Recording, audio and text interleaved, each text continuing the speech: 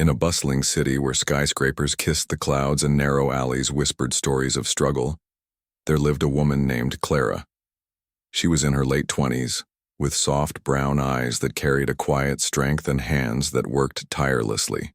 Every day, Clara's life wasn't glamorous. She spent her days stitching clothes at a small tailor shop tucked away in a modest corner of the city. Her fingers moved swiftly over fabrics, mending torn seams and adding delicate embroidery to garments for people who barely noticed her existence. Despite her humble surroundings, Clara found joy in the little things. Every morning she would take a walk through the park before heading to work. The fresh air, the chirping birds, and the way sunlight filtered through the trees gave her a sense of peace. On weekends, she visited her grandmother's old piano at the local community center. It was an aging instrument, its keys slightly yellowed and a few notes out of tune, but it held a special place in her heart. Her grandmother had taught her how to play when she was just a child, and those lessons became a lifeline during tough times. Clara didn't think of herself as talented. To her, playing the piano was simply something she loved doing, a way to express emotions she couldn't put into words. She never performed in front of others or dreamed of being on stage. Music was her private world, a refuge from the noise and challenges of everyday life.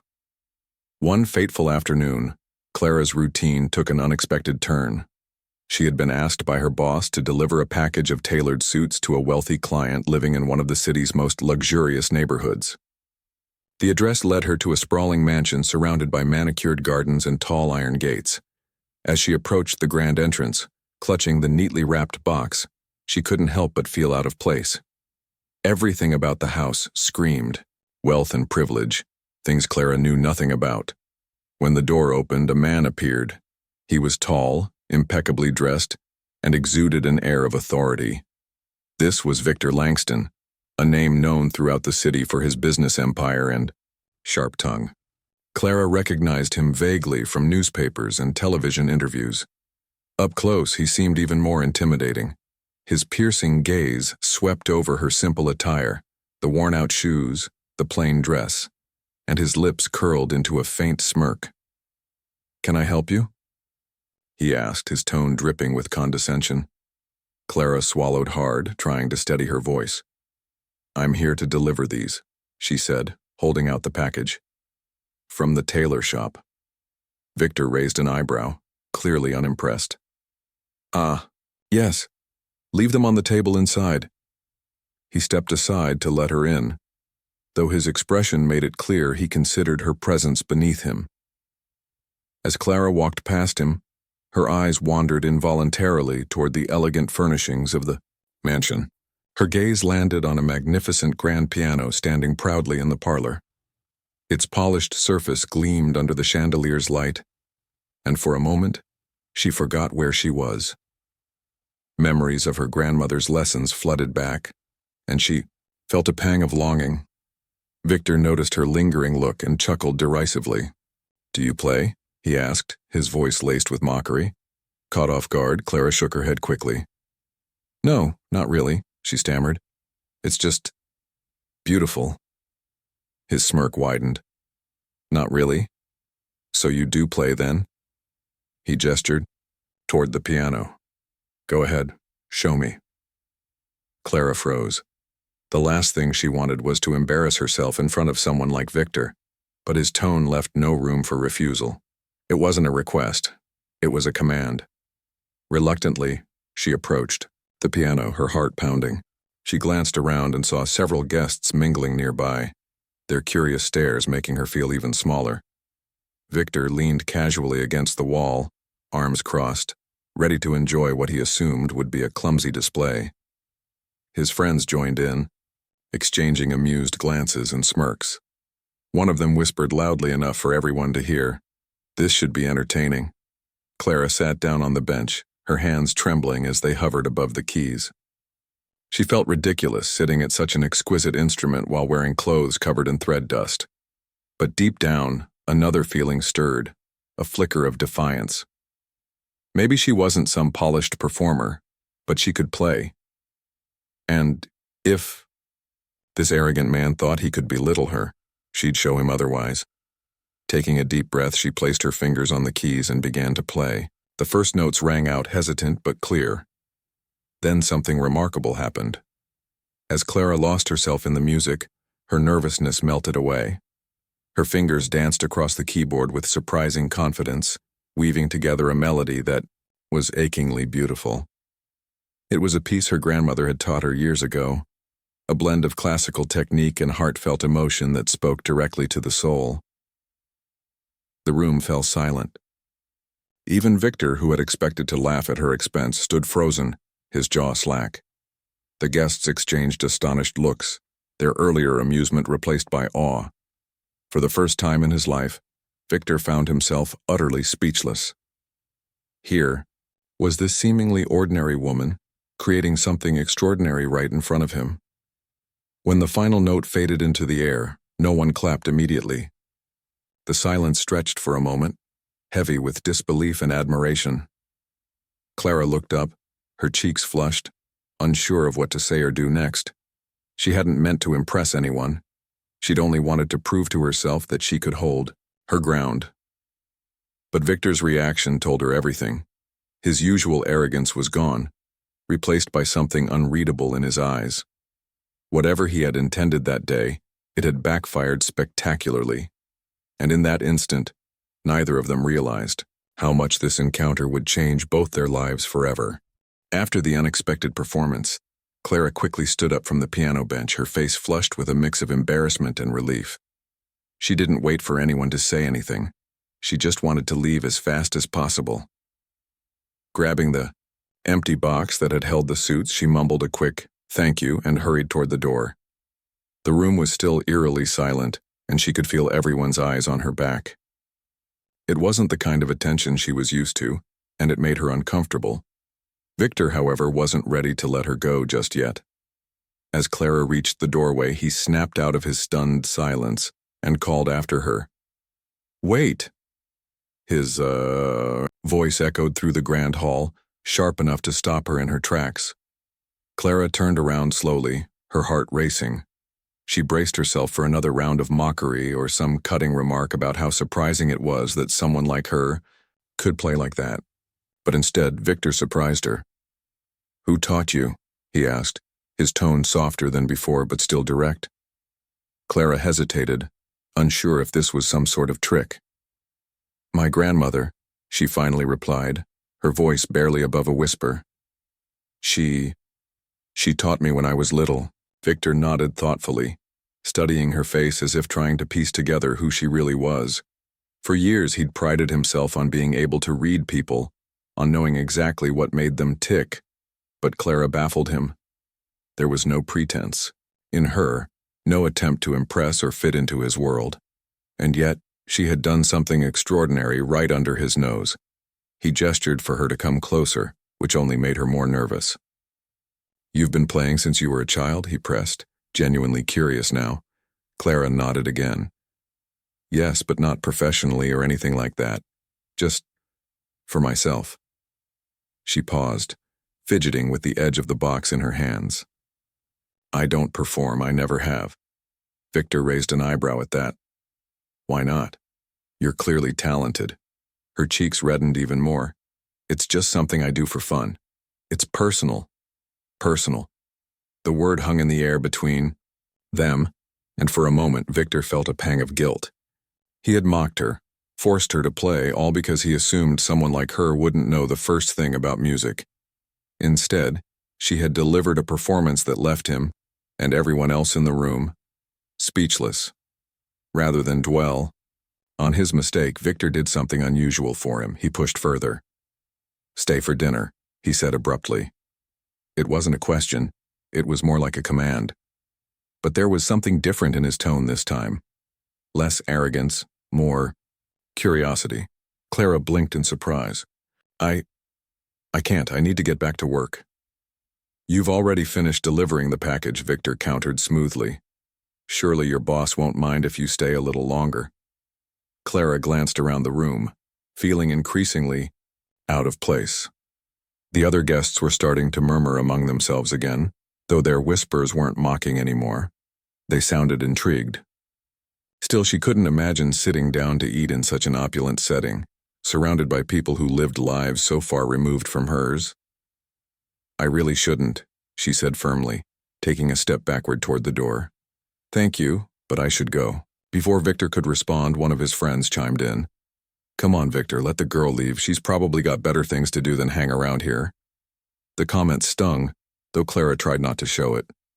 She gave a small, polite smile and said, "Goodbye," before turning and walking out of the mansion as quickly as she could without running. Once outside, she took a deep breath, feeling like she'd escaped something overwhelming.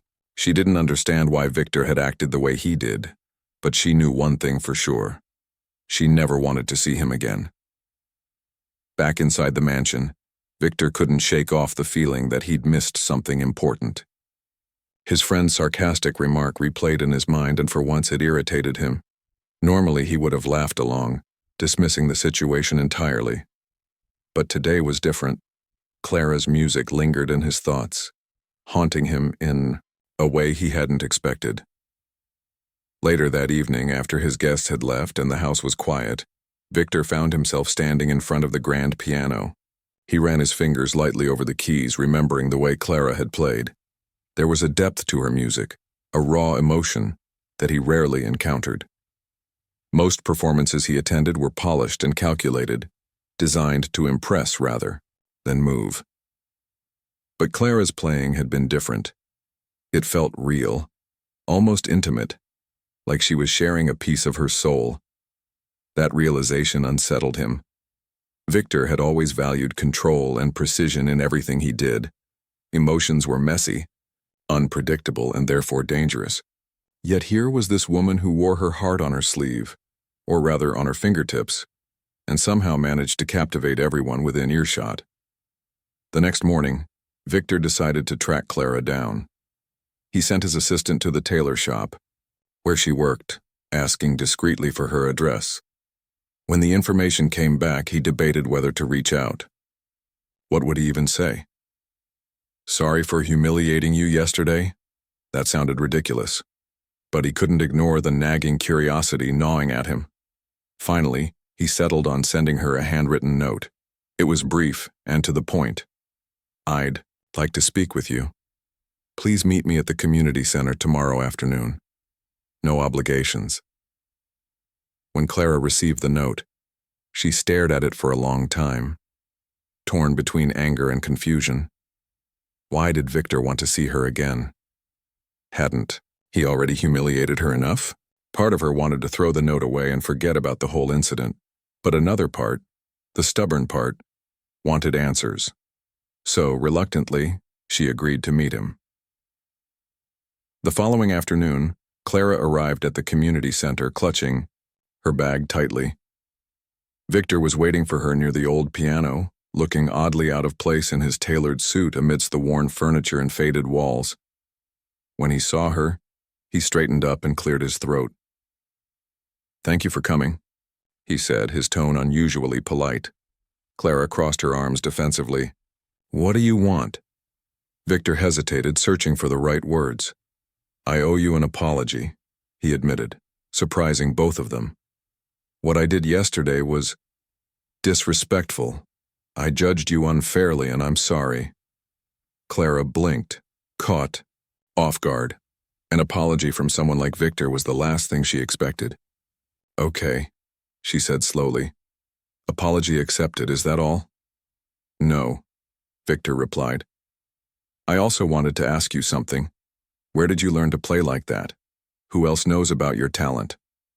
Clara frowned, unsure why he cared so much.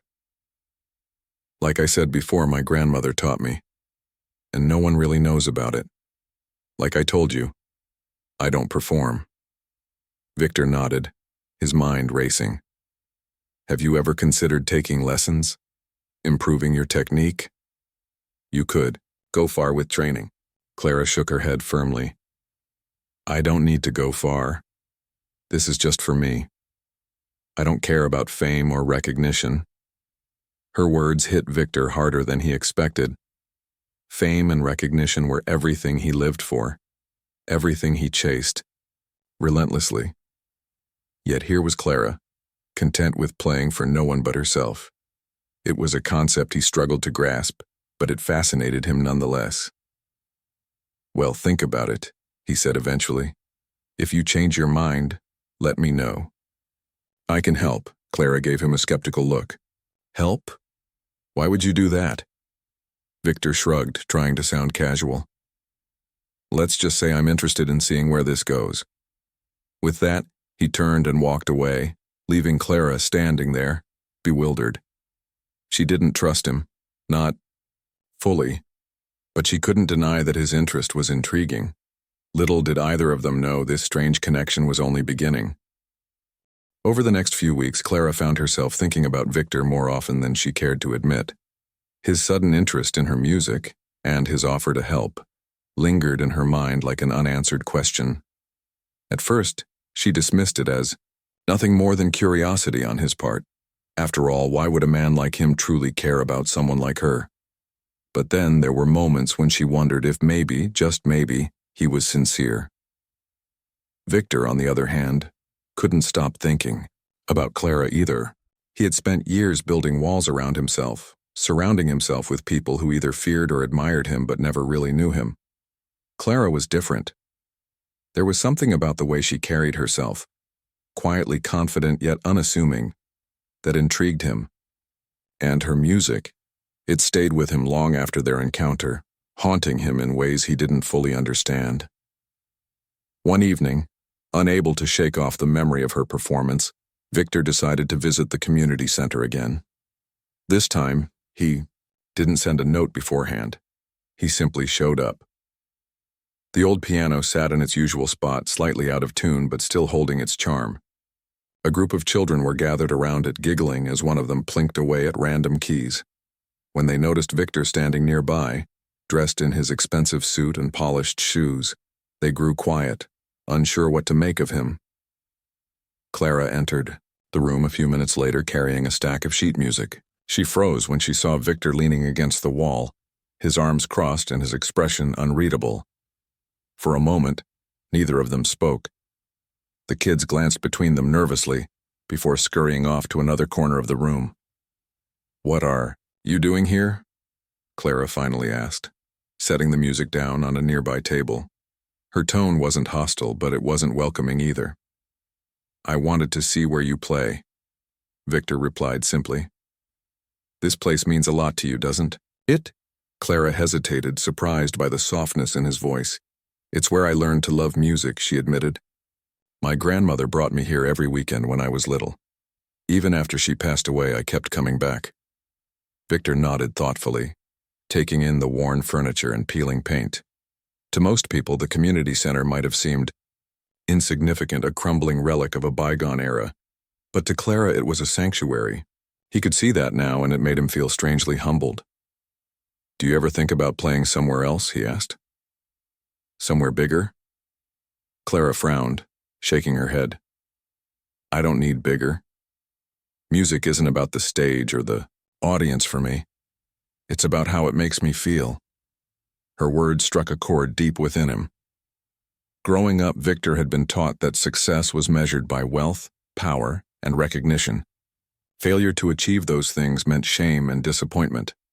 But Clara's perspective challenged everything he believed. Here was someone who played not for applause or accolades, but purely for the joy of it. It was foreign to him, but also oddly inspiring. They ended up talking for hours that night, sharing stories about their lives. Clara told him about growing up poor, helping her mother sew clothes to make ends meet, and finding solace in music during tough times. In turn, Victor opened up about his own childhood, how his father had pushed him relentlessly to succeed, leaving little room for anything else.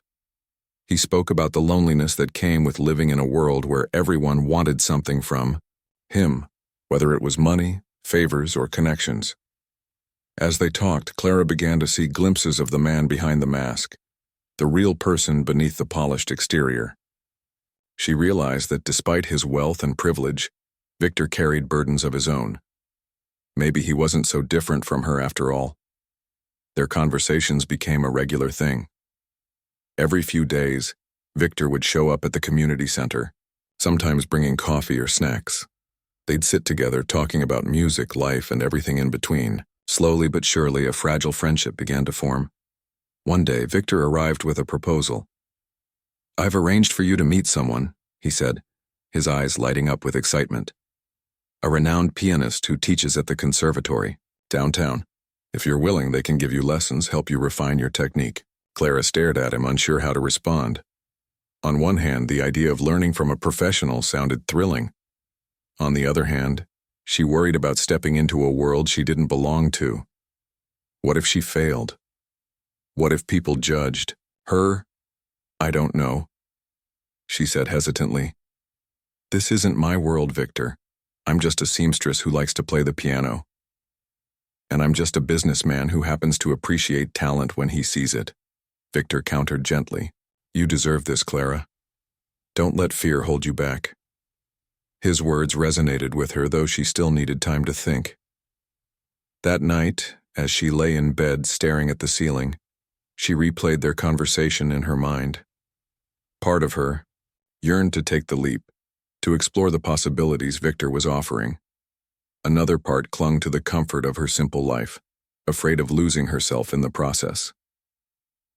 The next morning, she made her decision. She called Victor and agreed to meet the teacher. It wasn't a commitment, she told herself, it was just an opportunity to learn and grow. If it didn't work out, she could always return to her quiet routine. The meeting took place at the conservatory, a grand building filled with echoes of scales and arpeggios. The teacher, an older woman named Evelyn, greeted Clara warmly. Victor stayed in the background, watching silently as Evelyn listened to Clara play. When Clara finished, Evelyn smiled approvingly. "You have natural talent," she said, "but you also have potential. With guidance, you could reach new heights." Clara felt a flicker of excitement mixed with apprehension.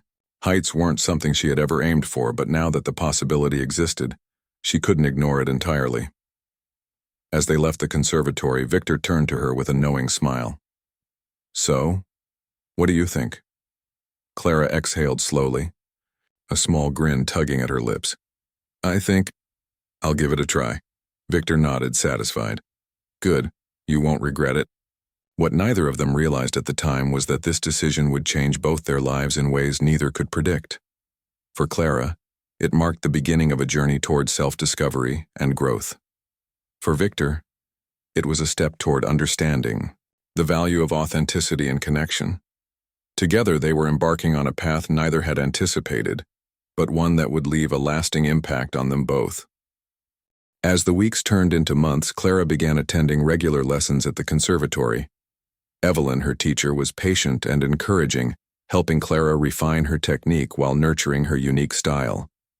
For the first time in her life, Clara felt like she was stepping into a world she had only dreamed of. The conservatory was filled with people who lived and breathed music, students practicing scales late into the night, composers scribbling notes in quiet corners, and instructors offering guidance with passion and expertise. It was overwhelming at times, but also exhilarating. Victor, true to his word, continued to support Clara in his own way. He attended some of her lessons, sitting quietly in the back of the room as an observer. At first, Clara found his presence distracting, but over time she grew used to it. There were moments when their eyes would meet and Victor would give her a subtle nod of encouragement. It wasn't much, but it meant the world to Clara. Knowing that someone believed in her, even someone as unlikely as Victor, gave her the confidence to push through her doubts and fears. But not everything was smooth sailing. As Clara became more involved in the conservatory, she started noticing subtle changes in how others treated her. Some students were friendly enough, offering smiles or casual greetings. Others, however, seemed distant or even dismissive. They whispered among themselves when Clara walked by, their gazes lingering just a little too long. She couldn't shake the feeling that they saw her as an outsider, an imposter who didn't belong. One afternoon, after a particularly grueling practice session, Clara overheard two students talking near the water fountain. "Did you hear?" one of them said, lowering her voice but not enough to avoid being overheard. Apparently she's here because some rich guy is funding her lessons. The other students snickered. Figures. No wonder she got in without auditions. Must be nice having connections like that. Clara froze, her heart sinking. She had suspected rumors might spread, but hearing them firsthand stung more than she expected. She wanted to walk away, pretend she hadn't heard anything, but her feet felt rooted to the spot. Her cheeks burned with embarrassment as she replayed the words in her mind. Was that what everyone thought? That she didn't earn her place here? When Victor showed up later that day, Clara barely acknowledged him. Instead of joining him for coffee as she usually did, she kept her distance, focusing intently on her sheet music. Sensing something was wrong, Victor approached her cautiously. "What's going on?" he asked, his tone gentle but firm. "You've been quiet all afternoon." Clara hesitated, unsure whether to share what she'd overheard. Finally, she sighed and looked up at him. "People are saying I don't belong here," she admitted. "They think you're paying my way in, that I didn't earn this chance." Victor frowned, his jaw tightening. "And do you believe them?" "No," Clara replied quickly, surprising herself with the force of her response. "I know I earned this. My music speaks for itself. But it's hard, Victor. Harder than I thought it would be." For a moment, neither of them spoke. Then Victor placed a hand on her shoulder, his touch surprisingly comforting. "Listen to me," he said. "You're not here because of charity or pity. You're here because you're talented. Don't let anyone tell you otherwise." His words helped, but they didn't erase the sting of the rumors. Over the next few days, Clara threw herself into her practice, determined to prove her worth, not just to others but to herself. She worked tirelessly, staying late at the conservatory and waking up early to rehearse before work. Music became both her refuge and her battleground, a place where she could channel her frustration and fear into something beautiful. Meanwhile, Victor found himself grappling with his own emotions. Watching Clara struggle against judgment and prejudice stirred something deep within him. He had always prided himself on being untouchable, untouched by the opinions of others. But seeing Clara fight so hard for something she loved made him reflect on his own life. How many times had he dismissed people based on appearances or assumptions? How often had he failed to see beyond the surface? One evening, after accompanying Clara to a recital hosted by the conservatory, Victor stayed behind to speak with Evelyn. The older woman greeted him warmly, inviting him to sit down in her small office cluttered with sheet music and books. "You care about her," Evelyn said, cutting straight to the point. It wasn't a question. Victor shifted uncomfortably in his seat. "Yes," he admitted, "more than I expected to." Evelyn smiled knowingly. "She's special, isn't she? Not just because of her talent, but because of who she is. Clara has a purity of spirit that's rare in this world." Victor nodded, thinking back to all the conversations they'd shared, the laughter, the vulnerability, the moments of quiet understanding. "She's changed me," he confessed, "in ways I never anticipated." Evelyn leaned forward, her expression serious. "Then don't let her down. Support her, but don't try to control her. Let her find her own path." Her advice stuck with Victor long after he left the conservatory. For the first time, he realized that his role in Clara's journey wasn't to steer her toward success or shield her from challenges. It was simply to be there, to listen, to encourage, and to remind her of her strength when she doubted herself. As winter approached, Clara prepared for her first major performance at the conservatory. It was a showcase for advanced students, and though she wasn't officially enrolled in the program, Evelyn had insisted she participate. "You deserve this stage," Evelyn told her. "Don't let fear stop you." The night of the performance arrived, and Clara stood backstage, her hands trembling as she adjusted the strap of her dress. Victor was seated in the front row, his familiar figure giving her a sense of grounding amidst the chaos. When her name was called, she took a deep breath and stepped onto the stage. The spotlight bathed her in warmth, and for a brief moment, all her worries faded away. She sat down at the piano, closed her eyes, and began to play. The piece she chose was one her grandmother had taught her years ago, a melody full of longing and hope, of pain and resilience. As the notes filled the auditorium, Clara poured every ounce of emotion into her performance, letting the music tell her story. When the final note echoed into silence, the audience erupted into applause. Clara opened her eyes, blinking back tears as she stood to bow. In the front row, Victor clapped louder than anyone else, his face glowing with pride. Afterward, as Clara mingled with well-wishers and fellow musicians, Victor approached her with a wide smile. "That was incredible," he said. "You blew them all away." Clara laughed softly, still riding the high of the performance. "Thank you," she said, "for everything. I couldn't have done this without your support." Victor shook his head. "This was all you, Clara. I just helped open the door. You're the one who walked through it." In that moment, standing side by side under the glow of the stage lights, they both knew something profound had shifted between them. Their bond had grown stronger, built on mutual respect and trust.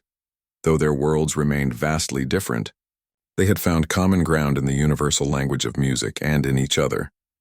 As Clara's skills grew sharper and her confidence bloomed, Victor found himself drawn deeper into her world. He wasn't just a spectator anymore. He had become an active part of her journey.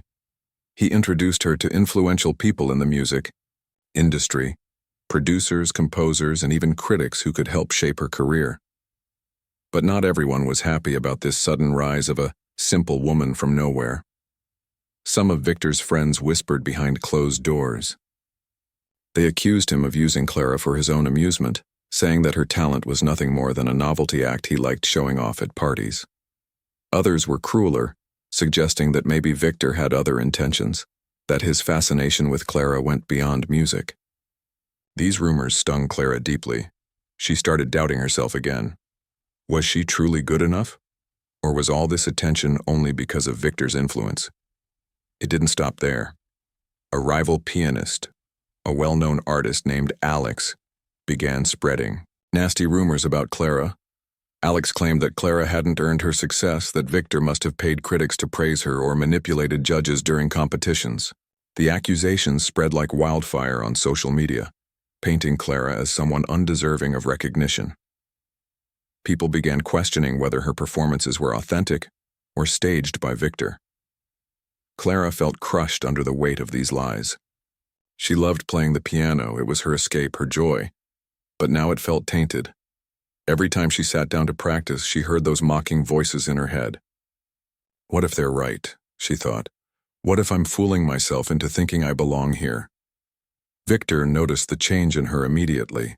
Where once she played with fire and passion, her notes now sounded hesitant, almost lifeless. One evening, after a particularly lackluster rehearsal, Victor confronted her. "What's going on, Clara?" he asked gently. She hesitated, unsure how much to share. Finally, tears welled up in her eyes, and she told him everything. The rumors, the doubts, the feeling that she didn't deserve any of this. Victor listened quietly, his expression growing darker with each word. When she finished, he took a deep breath. "You know what you need to do, don't you?" he said firmly. Clara shook her head. "I don't think I can face them anymore," she admitted. "Maybe it's better if I step back, disappear." "No," Victor said sharply, surprising her. "That's exactly what they want. If you walk away now, you'll prove them right. And trust me, they're wrong." For the first time since their strange friendship began, Victor stepped out of his comfort zone. He called a press conference, not something he usually did, and addressed the swirling controversy directly. Standing in front of cameras and reporters, he spoke passionately about Clara's journey, her raw talent, and the hard work she'd put into honing her craft. "Anyone who says otherwise doesn't know her," he declared. "They haven't seen the hours she spends practicing until her fingers ache. They haven't heard the emotion in her music that moves people to tears. So let them talk, let them spread their lies, because the truth is louder than words. It's in every note she plays." His speech shocked everyone, including Clara. For Years, Victor had been known as a man who cared only about wealth and status. Yet here he was, risking his reputation to defend someone most would consider beneath him. His bold move silenced many of the critics, though some still refused to believe Clara's success was genuine. But Clara herself felt a shift inside. Hearing Victor stand up for her reignited something within her. Maybe she did belong in this world. Maybe her music mattered no matter where she came from. With renewed determination, she threw herself back into her practice, determined to silence the naysayers not with words, but with her art. The turning point came when Clara was invited to perform at a prestigious concert hall. It was a big deal. Chance to prove herself to both supporters and skeptics. The night of the performance, nerves threatened to overwhelm her. As she walked onto the stage, she spotted Victor sitting in the front row. Their eyes met briefly, and she saw something in his gaze: pride, encouragement, and maybe even gratitude. When she placed her hands on the keys, all her fears melted away. The music poured out of her, raw and real, telling the story of her struggles, her triumphs and her dreams. The audience was spellbound. By the time the final note echoed through the hall, there was complete silence before the room erupted into thunderous applause. Backstage afterward, Clara found Victor waiting for her. Before he could say anything, she hugged him tightly. "Thank you," she whispered. "I couldn't have done this without you." Victor smiled softly. "Yes, you could have," he replied. "You're stronger than you think." Though their paths would likely diverge after this, their bond remained unshaken. Victor had learned humility and compassion through Clara, while Clara had discovered courage and self-belief thanks to him. Together, they proved that sometimes, the most unexpected friendships can lead to the greatest transformations. The night of Clara's big performance at the prestigious concert hall arrived, and the city buzzed with anticipation. Flyers had been plastered across town, social media posts flooded timelines, and whispers about the seamstress who stunned everyone filled the air. For Clara, it felt surreal.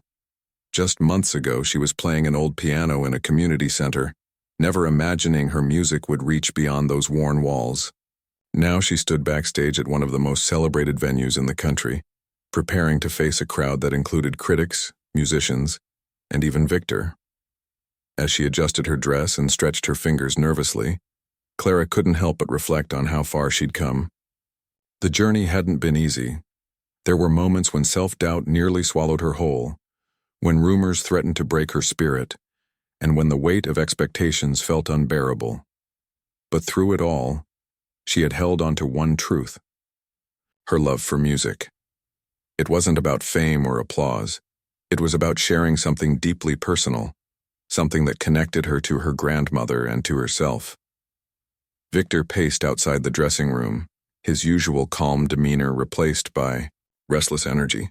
He knew this performance meant everything to Clara, not because of its scale, but because it represented her hard work, resilience, and courage. Though he tried to convince himself he was only there as a spectator, he couldn't deny the knot of anxiety twisting in his stomach. This wasn't just Clara's moment, it was theirs. Together they had weathered challenges and grown in ways neither could have predicted. When Clara finally stepped onto the stage, the audience erupted into polite applause.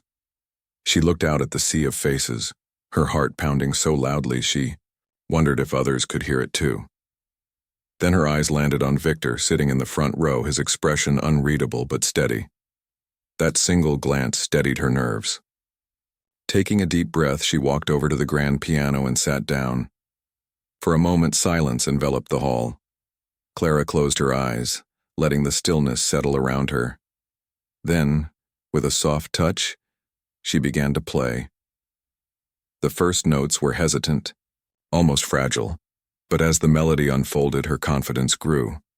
What followed was a breathtaking journey, a tapestry of emotions woven together by every note she played. There was joy in the bright, cascading runs, sorrow in the lingering chords, strength in the bold crescendos. Each piece told a story of loss, hope, struggle, and triumph. And at the heart of it all was Clara, pouring her soul into the music.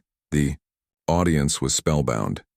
Even the harshest critics leaned forward in their seats, captivated by the raw emotion radiating from the stage. When Clara reached the final note, the room fell silent once more, so quiet you could hear the faint hum of the lights above. Then, like a wave crashing against the shore, the applause exploded. People leapt to their feet, cheering and clapping until their hands hurt. Some wiped away tears, while others simply stared in awe, unable to process what they had just witnessed. Backstage, Clara collapsed onto a chair, trembling from exhaustion and exhilaration. Her mind was a blur. She couldn't believe it was over. Moments later, Victor appeared, his face glowing with pride. Without saying a word, he pulled her into a tight hug. "You did it," he whispered, his voice thick with emotion. "You were extraordinary." Clara laughed softly, tears streaming down her cheeks. "I couldn't have done it without you," she replied. "Thank you for believing in me, for standing by me, for everything." Victor shook his head, his eyes glistening. "No, Clara. You did this on your own. I just gave you a nudge. The rest was all you." In the weeks that followed, Clara's life changed dramatically. Offers poured in, from orchestras wanting her to perform, from producers eager to record her music, from schools asking her to teach master classes. Suddenly, she was no longer the unknown seamstress playing in a community center. She was a rising star whose talent couldn't be ignored. Yet despite the newfound attention, Clara remained grounded. She continued working part-time at the tailor shop, grateful for the stability it provided, and spent her free time practicing and mentoring young musicians at the conservatory. Victor, too, experienced a transformation. Supporting Clara had awakened something within him, a desire to use his wealth and influence for good. He started funding scholarships for underprivileged students at the conservatory, ensuring that talented individuals like Clara wouldn't have to fight so hard for opportunities. He also became more open with his friends and colleagues, sharing stories about Clara and encouraging them to look beyond appearances and assumptions. Though their lives inevitably diverged as Clara embraced her career and Victor returned to his business empire, their bond remained unshaken. They met regularly for coffee or dinner, catching up on each other's lives and reminiscing about their unlikely friendship. Victor often teased Clara about her early days at the conservatory, while Clara ribbed him about his initial arrogance. Their banter was lighthearted, but beneath it lay a deep, mutual respect. One evening, as they sat together overlooking the city skyline, Clara turned to Victor with a thoughtful smile. "Do you ever think about how different things might have been if we hadn't met?" she asked. Victor chuckled. "All the time. I probably would have gone on being the same stubborn, judgmental man I used to be. And you, well, maybe you'd still be hiding your talent in that little community center." Clara nodded slowly. "Funny how life works, isn't it? One small decision, like deciding to walk into your mansion that day, can change everything." "It's not just decisions," Victor said, his tone serious now. "It's people. You changed me, Clara. You showed me what it means to truly connect with someone, to care about something bigger than yourself. I'll always be grateful for that." Clara smiled, her heart swelling with gratitude. "And I'll always be grateful for you, for seeing something in me when I didn't see it myself, for giving me a chance to shine." They sat in comfortable silence after that, watching the city lights twinkle like stars. Neither knew what the future held, but they were okay with uncertainty. They had already achieved something far greater than success. They had found meaning, connection, and growth in each other's company. As Clara walked home that night, she realized something profound. Life wasn't about staying safe or sticking to what was familiar. It was about taking risks, embracing challenges, and trusting that even the smallest acts of kindness could ripple outward, touching lives in ways you never imagined. And though she and Victor came from vastly different worlds, they had proven that true connections transcended boundaries, leaving lasting imprints on both hearts and souls.